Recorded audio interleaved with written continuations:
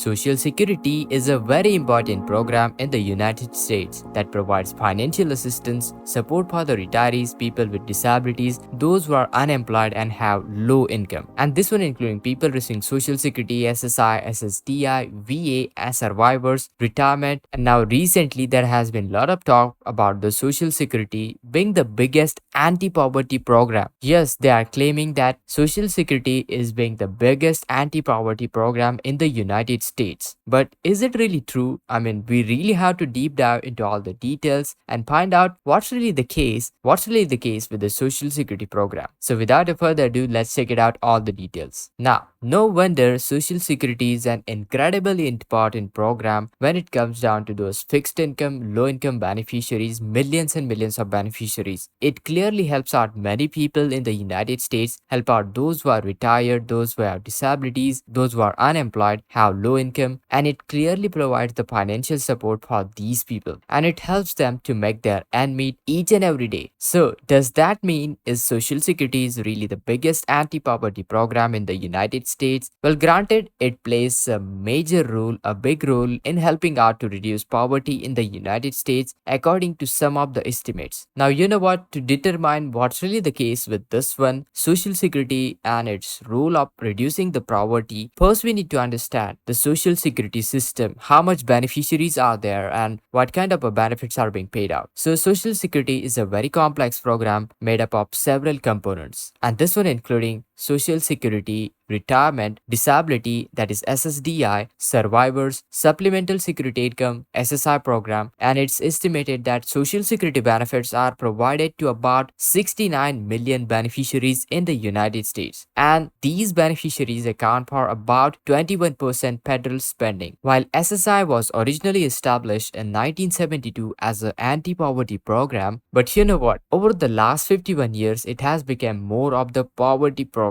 Now, it's unfortunate to say this, but this is the reality. There are currently pieces of the legislation in the Congress that would increase the amount of the benefits provided to all those beneficiaries, but unfortunately, those benefits are still significantly below the federal poverty line. If you check out the Social Security fact sheet, SSI federal payment standard for individuals is $914 per month, whereas for couples, it's $1,371 per month. And this fact is kind of a shocking to show, but the issue of the poverty in the United States is a complex one, but unfortunately, those SSI benefits are even significantly below the federal poverty line, which is about $1,215 as of right now. So currently, the SSI benefits are lacking $300 per month. So how can they really claim that SSI, the Social Security program, is the biggest anti-poverty program in the United States? Now, granted, the issue of the poverty in the United States is a very, very complex issue with no simple solution. Social Security does generally help, but we'll be going to explore how Social Security benefits can be used to combat poverty, as well as some of the current legislation in the Congress that could help improve the situation. Also, it's really important to discuss the supporting programs that provide assistance for those who need and how much Social Security can be a part of larger effort to reduce the poverty in the United States. One thing for sure, Social Security is the longest lasting program which is benefiting 70 million people, around 70 million people. Social Security program has been around over the last 50 years, providing monthly benefits to millions and millions of people across the United States. While this isn't an anti-poverty program, I would say benefits have clearly fallen short behind the federal poverty line by about $300 each per month. $300 per month is a lot of money when it comes down to those fixed income, low income beneficiary, and it's making it difficult for those people to make their end meet as they are not receiving the federal poverty level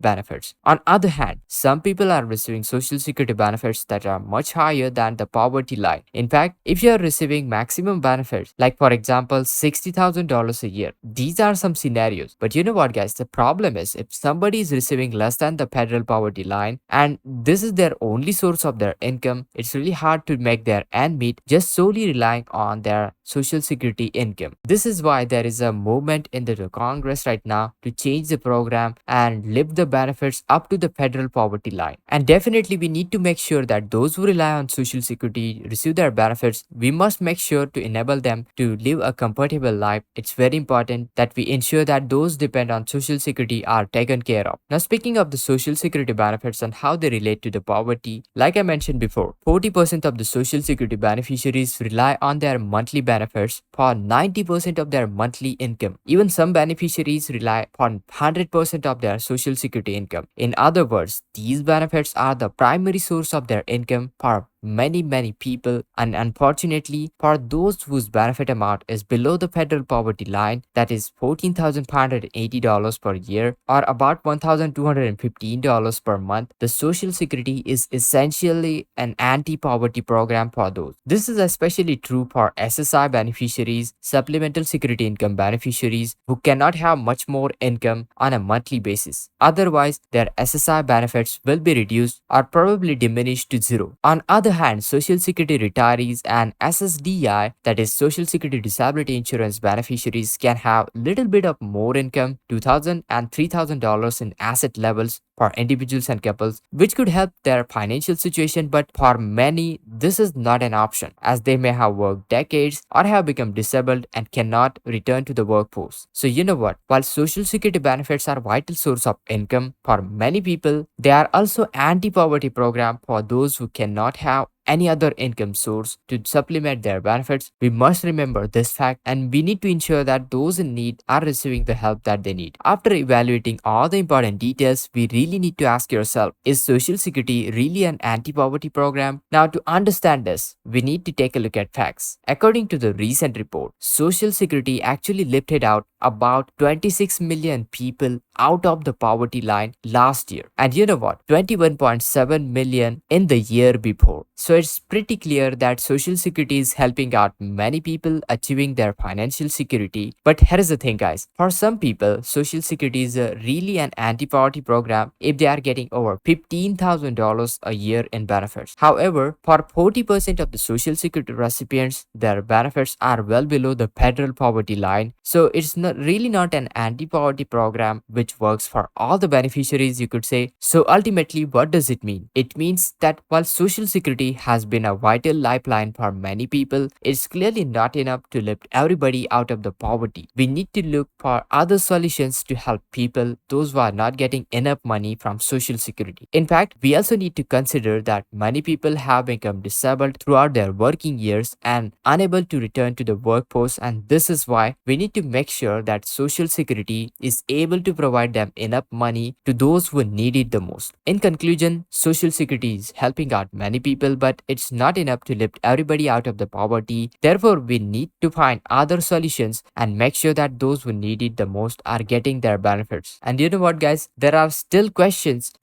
many questions to be answered about how many people are still living in the poverty that are unable to take advantage of these programs due to economic restrictions. We don't have that data yet to answer the question, but it's very important thing to remember that Social Security is going to experience changes into the near future, and we know that these changes will happen one way or another, but we don't know yet what they exactly will be. That's why I'll be keeping you posted on all the important details, all the latest Social Security reform, all the latest news. So guys, if you found this video helpful, informational, make sure to subscribe to our channel, hit that like, that really helps us, and turn on all the bell notifications so you'll never miss new videos from our channel. And this is Kedar from How To Guys. See you in the next video.